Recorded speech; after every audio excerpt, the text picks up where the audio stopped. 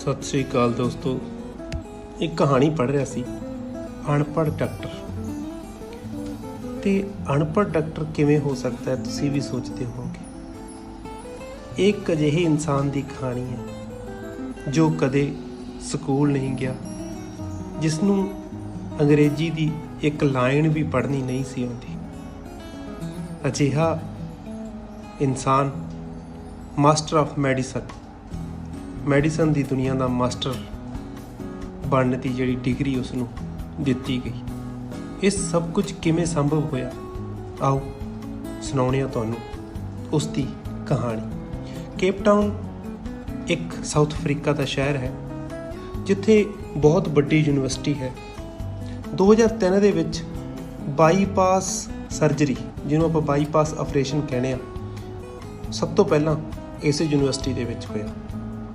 ਇਹ ਯੂਨੀਵਰਸਿਟੀ ਵਿਸ਼ਵ ਦੀਆਂ ਮਹਾਨ ਯੂਨੀਵਰਸਿਟੀਆਂ ਦੇ ਵਿੱਚ ਸ਼ਾਮਲ ਹੈ। ਉੱਥੇ ਅੱਜ ਪ੍ਰੋਫੈਸਰ ਡੇਵਿਡ ਟੈਂਟ ਨੇ ਇੱਕ ਘੋਸ਼ਣਾ ਕੀਤੀ ਕਿ ਸਭ ਤੋਂ ਵੱਧ ਸਰਜਰੀ ਕਰਨ ਵਾਲੇ ਇਨਸਾਨ ਨੂੰ ਇੱਕ ਡਿਗਰੀ ਦੇਣੀ ਹੈ। ਸਭ ਹੈਰਾਨ ਸਨ ਕਿ ਅਜਿਹਾ ਕਿਹੜਾ ਸਰਜਨ ਹੈ ਜਿਸ ਨੇ ਸਾਰਿਆਂ ਤੋਂ ਵੱਧ ਸਰਜਰੀਆਂ ਕੀਤੀਆਂ। ਹੈਮਿਲਟਨ ਦੀ ਵਡਿਆਈ ਦੇ ਵਿੱਚ ਪੂਰਾ ਪੰਡਾਲ ਸੀ ਜਿਹੜਾ ਉਹ ਤਾੜੀਆਂ ਮਾਰ ਰਿਹਾ ਸੀ ਤੇ ਉਹਨਾਂ ਨੂੰ ਵਧਾਈ ਦੇ ਰਿਹਾ ਸੀ।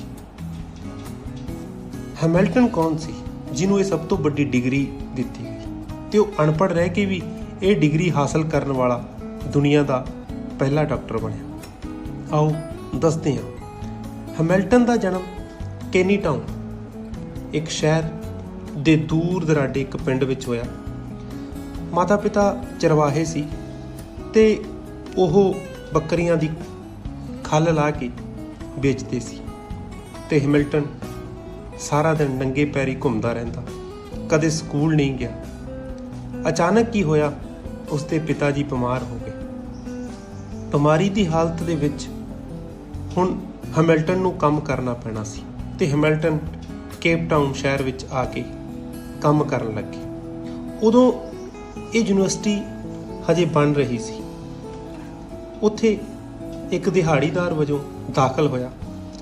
ਕਈ ਸਾਲ ਕੰਮ ਕੀਤਾ। ਦਿਨ ਦੇ ਕੰਮ ਤੋਂ ਬਾਅਦ ਜਿੰਨੇ ਕੁ ਪੈਸੇ ਬਚਦੇ ਉਹ ਪਰਿਵਾਰ ਨੂੰ ਭੇਜ ਦਿੰਦਾ ਤੇ ਆਪ ਉਸੇ ਬਣਦੀ ਹੋਈ ਯੂਨੀਵਰਸਿਟੀ ਦੇ ਕਿਸੇ ਕੋਨੇ ਦੇ ਵਿੱਚ ਸੌਂ ਜਾਂਦਾ। ਤੇ ਉੱਥੇ ਟੈਨਿਸ ਕੋਰਟ ਦੀ ਇੱਕ ਜ਼ਮੀਨ ਰੱਖੀ ਗਈ ਤਾਂ ਉੱਥੇ ਉਸਦੇ ਰੱਖ ਰਖਾਅ ਦੇ ਲਈ ਇੱਕ ਮਾਲੀ ਵਜੋਂ ਉਸ ਨੂੰ ਕੰਮ ਮਿਲ ਗਿਆ। ਉਹ ਕੰਮ ਕਰਦੇ ਕਰਦੇ ਉਸਦੇ 3 ਸਾਲ ਲੰਘ ਗਏ। ਅਚਾਨਕ ਜ਼ਿੰਦਗੀ ਦੇ ਵਿੱਚ ਇੱਕ ਅਜਿਹਾ ਮੋੜ ਆਇਆ ਕਿ ਇੱਕ ਡਾਕਟਰ ਵਿਗਿਆਨ ਦੇ ਪੜਾਅ ਤੇ ਪਹੁੰਚ ਕੇ ਉਹ ਅੱਜ ਇਹ ਡਿਗਰੀ ਹਾਸਲ ਕਰਨ ਵਾਲਾ ਇਨਸਾਨ ਬਣੇ। ਇੱਕ ਦਿਨ ਸਵੇਰੇ ਪ੍ਰੋਫੈਸਰ ਰਾਬਰਟ ਜੋਇਸ ਜਿਰਾਫ ਉੱਤੇ ਖੋਜ ਕਰ ਰਹੇ ਸੀ। ਉਸ ਨੂੰ ਆਪਰੇਸ਼ਨ ਟੇਬਲ ਦੇ ਉੱਤੇ ਪਾ ਲਿਆ, ਬੇਹੋਸ਼ ਕਰ ਲਿਆ ਸੀ, ਪਰ ਉਸ ਨੂੰ ਫੜਨ ਲਈ ਕਿਸੇ ਤਕੜੇ ਬੰਦੇ ਦੀ ਲੋੜ ਸੀ। ਉਹਨਾਂ ਨੇ ਬਾਰੀ ਚੋਂ ਬਾਹਰ ਨਜ਼ਰ ਮਾਰੀ ਤੇ ਉੱਥੇ ਹੈਮਿਲਟਨ ਉਸ ਗਰਾਊਂਡ ਦੀ ਸਾਫ਼ ਸਫਾਈ ਦੇ ਵਿੱਚ ਲੱਗਿਆ ਹੋਇਆ ਸੀ।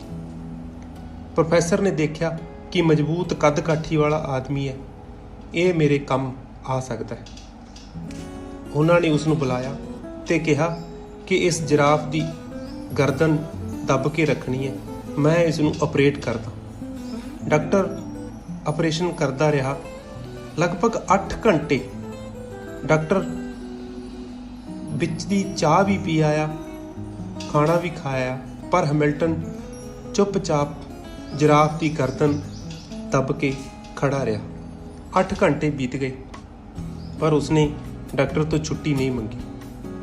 ਉਸ ਤੋਂ ਬਾਅਦ ਕੁਝ ਘੰਟੇ ਹੋਰ ਵੀ ਉਹ ਆਪਰੇਸ਼ਨ ਚੱਲਦਾ ਰਿਹਾ। ਸ਼ਾਮ ਨੂੰ ਉਸੇ ਤਰੀਕੇ ਨਾਲ ਘਰ ਆਇਆ। ਦੂਜੇ ਦਿਨ ਫਿਰ ਉਸੇ ਤਰੀਕੇ ਨਾਲ ਉਹ ਜਿਰਾਫ ਦੀ ਗਰਦਨ ਫੜ ਕੇ ਬੈਠਾ ਰਿਹਾ, ਪਰ ਕਦੇ ਵੀ ਮਨ ਦੇ ਵਿੱਚ ਨਾ ਨਹੀਂ ਆਈ ਇਹ ਨਹੀਂ ਕਿਹਾ ਕਿ ਜੀ ਮੇਰਾ ਕੰਮ ਤਾਂ ਟੈਨਿਸ ਕੋਰਟ ਦੀ ਸਫਾਈ ਕਰਨਾ ਹੈ, ਮੈਂ ਇਹ ਕੰਮ ਕਿਉਂ ਕਰਾਂ। ਚਲਦੇ ਚਲਦੇ ਹੈਮਿਲਟਨ ਨੇ ਜਦੋਂ ਕਈ ਦਿਨ ਉਸ ਦੀ ਮਿਹਨਤ ਦੇਖੀ ਤਾਂ ਉਸ ਨੂੰ ਆਪਣਾ ਸਹਾਇਕ ਰੱਖ ਲਿਆ। ਸਹਾਇਕ ਹੁਣ ਆਪਰੇਸ਼ਨ ਥੀਏਟਰ ਦੇ ਵਿੱਚ ਡਾਕਟਰਾਂ ਦੀ ਮਦਦ ਕਰਨ ਲੱਗਿਆ। ਇਹ ਕਈ ਸਾਲ ਤੱਕ ਚੱਲਦਾ ਰਿਹਾ। 1958 'ਚ ਉਹਦੀ ਜ਼ਿੰਦਗੀ ਵਿੱਚ ਇੱਕ ਹੋਰ ਮੋੜ ਆਇਆ। ਇਸ ਸਾਲ ਡਾਕਟਰ ਬਰਨਾਰਡ ਯੂਨੀਵਰਸਿਟੀ ਆਇਆ ਤੇ ਦਿਲ ਦੇ ਟ੍ਰਾਂਸਪਲਾਂਟ ਦਾ ਕੰਮ ਸ਼ੁਰੂ ਕਰਤਾ। ਹੈਮਿਲਟਨ ਉਸ ਦਾ ਸਹਾਇਕ ਬਣ ਗਿਆ। ਉਹਨਾਂ ਆਪਰੇਸ਼ਨ ਦੌਰਾਨ ਬਹੁਤ ਸਾਰੇ ਸਰਜਨਾਂ ਦੇ ਨਾਲ ਸਹਾਇਕ ਵਜੋਂ ਸੇਵਾ ਕੀਤੀ।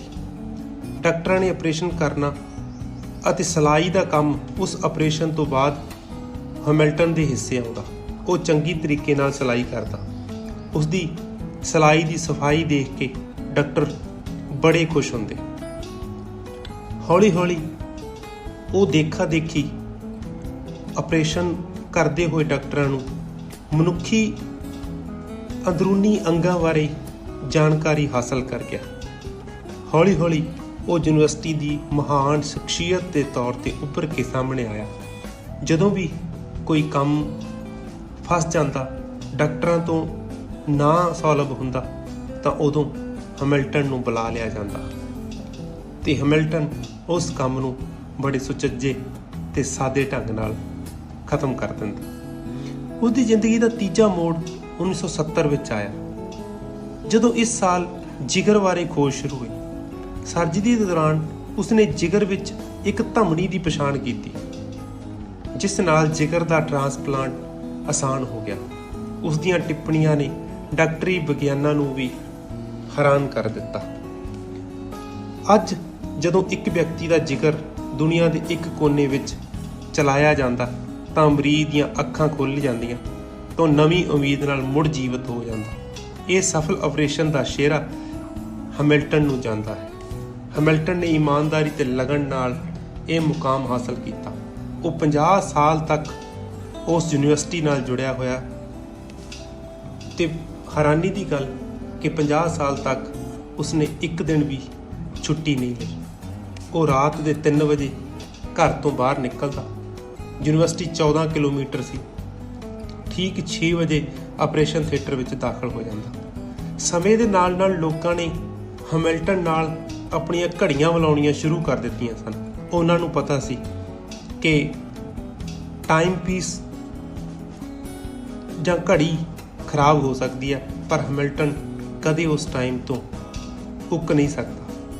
ਇਹ ਸਨਮਾਨ ਜੋ ਮੈਡੀਕਲ ਸਾਇੰਸ ਵਿੱਚ ਕਿਸੇ ਨੂੰ ਨਹੀਂ ਦਿੱਤਾ ਗਿਆ। ਇਹ ਡਾਕਟਰੀ ਇਤਿਹਾਸ ਦਾ ਸਭ ਤੋਂ ਪਹਿਲਾ ਅਨਪੜ੍ਹ ਡਾਕਟਰ ਸੀ ਜਿਨੇ ਆਪਣੀ ਜ਼ਿੰਦਗੀ ਦੇ ਵਿੱਚ 30,000 ਸਰਜਨਾਂ ਨੂੰ ਸਿਖਲਾਈ ਦੇਣ ਦਾ ਕੰਮ ਕੀਤਾ। ਇੱਕ ਅਨਪੜ੍ਹ ਆਦਮੀ ਨੇ 30,000 ਆਪਰੇਸ਼ਨ ਕਰਨ ਵਾਲੇ ਡਾਕਟਰਾਂ ਨੂੰ ਸਿਖਲਾਈ ਦਿੱਤੀ, ਸਿੱਖਿਆ ਦਿੱਤੀ। ਉਹਦੀ ਮੌਤ 2005 ਵਿੱਚ ਹੋਈ ਅਤੇ ਉਸ ਨੂੰ ਯੂਨੀਵਰਸਿਟੀ ਦੇ ਵਿੱਚ ਦਫਨਾਇਆ ਗਿਆ। ਹੈਰਾਨੀ ਵਾਲੀ ਗੱਲ ਹੈ ਕਿ ਡਾਕਟਰਾਂ ਨੇ ਉੱਥੇ ਸਿੱਖਿਆ ਹਾਸਲ ਕਰਨ ਵਾਲੇ ਵਿਦਿਆਰਥੀਆਂ ਨੂੰ ਇਹ ਕਿਹਾ ਕਿ ਜਦੋਂ ਤੁਸੀਂ ਆਪਣੀ ਸਿੱਖਿਆ ਪੂਰੀ ਕਰਕੇ ਯੂਨੀਵਰਸਿਟੀ ਵਿੱਚੋਂ ਬਾਹਰ ਸੇਵਾ ਲਈ ਜਾਓਗੇ ਤਾਂ ਸਭ ਤੋਂ ਪਹਿਲਾਂ ਤੁਸੀਂ ਹੈਮਿਲਟਨ ਦੀ ਕਬਰ ਕੋਲ ਜਾ ਕੇ ਉਸ ਨਾਲ ਫੋਟੋ ਖਿੱਚਣੀ ਹੈ। ਤੁਸੀਂ ਜਾਣਦੇ ਹੋ ਕਿ ਇਹ ਅਹੁਦਾ ਕਿਵੇਂ ਮਿਲਿਆ? ਸ਼ਾਇਦ ਤੁਹਾਨੂੰ ਹੁਣ ਪਤਾ ਲੱਗ ਗਿਆ ਹੋਵੇਗਾ ਕਿ ਮਿਹਨਤ ਤੇ ਕੰਮ ਕਰਨ ਦੀ ਲਗਨ। ਸਿਰਫ ਇੱਕ ਹਾਂ ਉਹ ਪਹਿਲੇ ਦਿਨ ਹੀ ਕਹਿ ਸਕਦਾ ਸੀ ਜਦੋਂ ਉਸ ਨੂੰ ਡਾਕਟਰ ਨੇ ਬੁਲਾਇਆ ਸੀ ਜਿਰਾਫ ਦਾ ਸਿਰ ਫੜਨ ਲਈ ਕਿ ਜੀ ਮੇਰਾ ਕੰਮ ਨਹੀਂ, ਕਿਸੇ ਹੋਰ ਨੂੰ ਬੁਲਾ ਲਓ, ਪਰ ਉਸਨੇ ਕਦੇ ਨਾ ਨਹੀਂ ਕੀਤੀ। ਹਾਲਾਂਕਿ ਉਸਨੂੰ ਉਸਦੇ ਕੋਈ ਐਕਸਟਰਾ ਪੈਸੇ ਵੀ ਨਹੀਂ ਮਿਲੇ, ਪਰ ਫਿਰ ਵੀ ਉਸਨੇ ਉਹ ਨਾ ਨਹੀਂ ਕੀਤੀ ਤੇ ਉਹ ਸਿੱਖਦਾ ਗਿਆ। ਪੜ੍ਹ ਕੇ ਨਹੀਂ ਸਿੱਖਿਆ, ਦੇਖ ਕੇ ਸਿੱਖਦਾ ਗਿਆ ਤੇ ਦੇਖਦੇ ਦੇਖਦੇ ਉਹ ਦੁਨੀਆ ਦੇ ਮਹਾਨ ਡਾਕਟਰਾਂ ਦੇ ਵਿੱਚ ਸ਼ਾਮਲ ਹੋ ਗਿਆ। ਕੋਈ ਵੀ ਕੰਮ ਵੱਡਾ ਛੋਟਾ ਨਹੀਂ ਹੁੰਦਾ, ਇਨਸਾਨ ਦੀ ਸੋਚ ਹੀ ਉਸ ਨੂੰ ਵੱਡਾ ਜਾਂ ਛੋਟਾ ਬਣਾ ਦਿੰਦੀ ਹੈ। ਹਰ ਕੰਮ ਤੁਹਾਡੇ ਹਿੱਸੇ ਆਇਆ ਹੈ, ਉਹ ਤੁਹਾਡੀ ਲਾਇਕ, ਉਹ ਤੁਹਾਡੀ ਐਬਿਲਿਟੀ ਦੇਖ ਕੇ ਤੁਹਾਨੂੰ ਮਿਲਿਆ ਹੈ। ਇਹ ਨਹੀਂ ਸੋਚਣਾ ਕਿ ਇਹ ਕੰਮ ਮੇਰਾ ਨਹੀਂ, ਮੈਂ ਕਿਉਂ ਕਰਾਂ। ਮਿਹਨਤ ਹਰ ਕੰਮ ਦੇ ਵਿੱਚ ਲਾਉਣੀ ਪੈਂਦੀ ਹੈ, ਬੇਸ਼ੱਕ ਉਹ ਪੜ੍ਹਾਈ ਦੇ ਵਿੱਚ ਲਾਓ, ਜਾਂ ਉਹ ਡਾਕਟਰੀ ਖੇਤਰ ਦੇ ਵਿੱਚ ਲਾਓ, ਜਾਂ ਕਿਸੇ ਵੀ ਹੋਰ ਖੇਤਰ ਦੇ ਵਿੱਚ, ਜਾਂ ਖੇਤ ਦੇ ਵਿੱਚ ਆਪਾਂ ਕੰਮ ਕਰਦੇ ਹਾਂ, ਉੱਥੇ ਵੀ ਮਿਹਨਤ ਲਾਉਣੀ ਪੈਂਦੀ ਹੈ। ਜੇਕਰ ਤੁਸੀਂ ਘਰ ਬੈਠੇ ਹੀ ਇਹ ਕਹਿ ਦਿਓ ਕਿ ਇਹ ਮੇਰਾ ਕੰਮ ਨਹੀਂ, ਇਹ ਤਾਂ ਕੋਈ ਹੋਰ ਕਹੇਗਾ, ਤਾਂ ਤੁਹਾਨੂੰ ਉਹ ਕੁਦਰਤ ਜੋ ਮੌਕਾ ਦੇਣਾ ਚਾਹੁੰਦੀ ਹੈ ਮਹਾਨ ਬਣਨ ਦਾ, ਉਹ ਮੌਕਾ ਤੁਹਾਡੇ ਹੱਥ ਨਹੀਂ ਆਏਗਾ ਜਿਹੜਾ ਹੈਮਿਲਟਨ ਦੇ ਹਿੱਸੇ ਆਇਆ। ਬੇਸ਼ੱਕ ਉਹ ਅਨਪੜ੍ਹ ਸੀ, ਉਹਨੇ ਕਦੇ ਸੋਚਿਆ ਵੀ ਨਹੀਂ ਹੋਣਾ ਕਿ ਮੈਂ ਇੱਕ ਡਾਕਟਰ, ਇੱਕ ਮੈਡੀਸਨ ਦੀ ਡਿਗਰੀ ਮੈਨੂੰ ਅਨਪੜ੍ਹ ਨੂੰ ਮਿਲੇਗੀ ਅਤੇ ਮੈਨੂੰ ਯੂਨੀਵਰਸਿਟੀ ਦੇ ਵਿੱਚ ਇੰਨਾ ਸਨਮਾਨ ਮਿਲੇਗਾ, ਮੈਂ ਡਾਕਟਰਾਂ ਨੂੰ ਸਿਖਲਾਈ ਦਿਆ ਕਰਾਂਗਾ।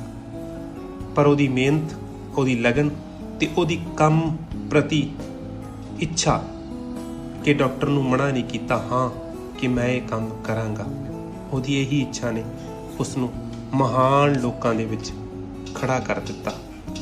ਅਤੇ ਆਮ ਤੌਰ 'ਤੇ ਅਸੀਂ ਨੌਕਰੀਆਂ ਲੱਭਣ ਲਈ ਤੁਰ ਤਾਂ ਪੈਂਦੇ ਹਾਂ, ਪਰ ਅਸੀਂ ਉਸ ਨੌਕਰੀ ਪ੍ਰਤੀ ਆਪਣੀ ਭਾਵਨਾ ਨਹੀਂ ਰੱਖਦੇ।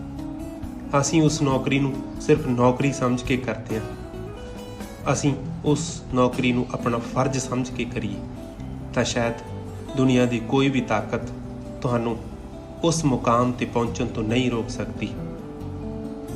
ਦੋਸਤੋ, ਇਹ ਕਹਾਣੀ ਉਸ ਅਨਪੜ੍ਹ ਡਾਕਟਰ ਦੀ ਸੀ ਜਿਸਨੇ ਆਪਣੀ ਜ਼ਿੰਦਗੀ ਵਿੱਚ ਕਦੇ ਵੀ ਨਾ ਕਹਿਣੀ ਨਹੀਂ ਸਿੱਖੀ। ਹਰ ਕੰਮ ਨੂੰ ਲਗਨ ਨਾਲ ਕੀਤਾ, ਪਿਆਰ ਨਾਲ ਕੀਤਾ, ਮਿਹਨਤ ਨਾਲ ਕੀਤਾ। ਧੰਨਵਾਦ।